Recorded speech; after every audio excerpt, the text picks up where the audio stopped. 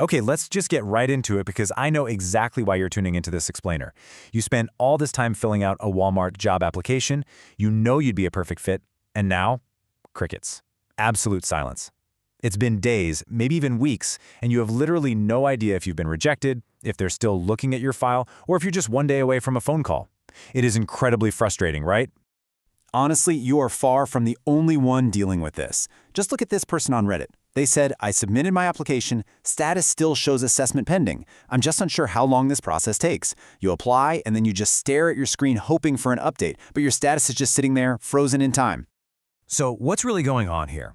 Did your application actually get tossed out, or is Walmart's system just, well, painfully slow?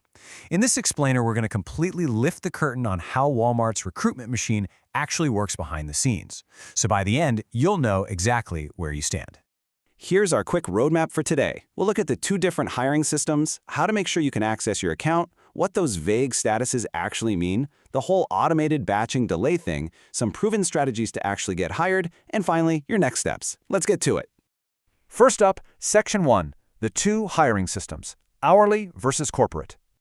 Okay, so to even figure out your status, you have to know that Walmart actually splits its applicants into two totally different digital tracks. If you're going for a high-volume hourly store role, like maybe you're a teenager applying for your first cashier gig, or you want to be an online grocery picker, you go through the Hourly Hiring Center. The minimum age there is usually 16. But if you're aiming for corporate, tech, or a management role, you're routed through the Workday external platform, where the minimum age is 18. Two completely different databases. Moving on to Section 2, account access and recovery. Obviously, you need to be able to log into the rate dashboard to track your specific job. If you applied for an hourly job, make sure you're at the Store Jobs Hiring Center. For corporate, hit up that Workday portal. Getting locked out happens all the time, so if that's you, just click Forgot Password to get a reset email. Oh, and here's a pro tip. If you started an hourly application but didn't quite finish it, your draft is usually saved via device cookies, so definitely make sure you go back using the exact same phone or computer and the very same browser. Section 3, decoding your application status. This is the part that stresses everybody out, right? Trying to decode HR jargon. If you log in and see "in progress" or "applied," take a deep breath, do not panic, it doesn't mean you've been rejected. But it also doesn't mean a human has actually read your resume yet. It basically just means the system successfully got your file and the hiring window is technically still open. Now, if you log in and see under consideration, okay, that's when you can celebrate a little bit. This is hands down the best signal you can get before getting an actual phone call. It means your application made it past the initial automated screening, and a real live human being, like a local hiring manager or a recruiter, is actively evaluating you against the other candidates.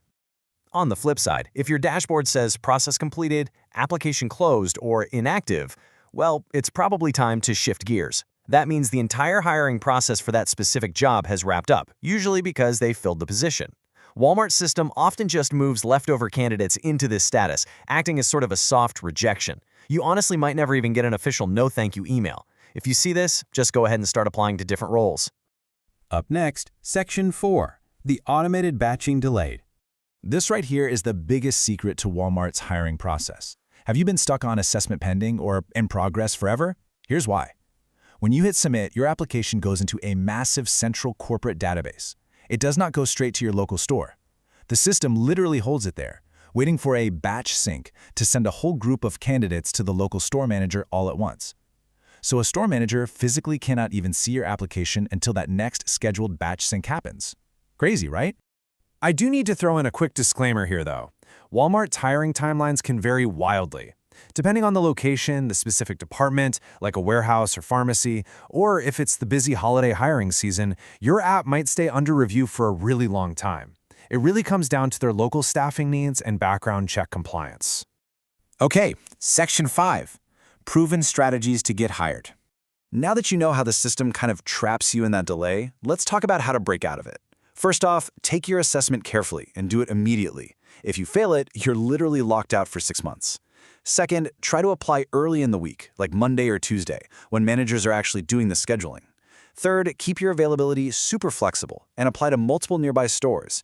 And hey, selecting backup roles like cashier or cart attendant makes you a lifesaver to a manager who's trying to fill multiple gaps. But honestly, the single best piece of advice comes straight from a Walmart employee on Reddit. They said, call the store you're applying to and ask for the people lead. This is literally the golden rule. Here is your exact playbook. Wait about 3 to 5 days after you submit your application online. Then pick up the phone, or better yet, walk right into the local store and ask for the people lead. That's just Walmart's title for their HR manager. Politely introduce yourself, let them know you applied, and tell them you're really interested. Why does this work like magic? Because that people lead can manually log into the central database, yank your specific application right out of that delayed batch queue we talked about, and schedule you for an interview right then and there. Almost done. Section 6, timelines and next steps. If your strategy pays off and you crush that interview, get ready because things are going to move fast. You'll get a job offer link sent straight to your phone or email. Once you sign it, you'll immediately get links for a background check, maybe a drug screening depending on the role, and then finally, scheduling your orientation. You have got to respond to these messages quickly. Letting these links expire is one of the most common reasons people lose the job right at the finish line. To make absolutely sure you don't miss anything, keep an eagle eye on your text messages for these specific shortcodes.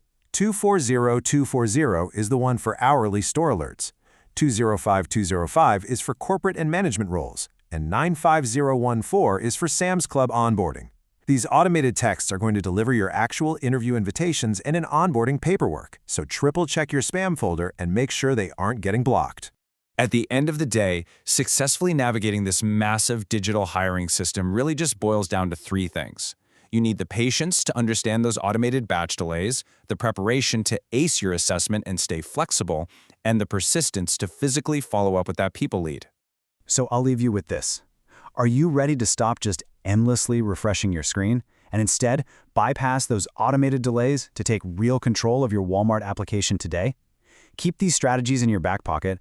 Don't be afraid to advocate for yourself at your local store. And honestly, good luck out there. You've got this. We'll catch you on the next explainer.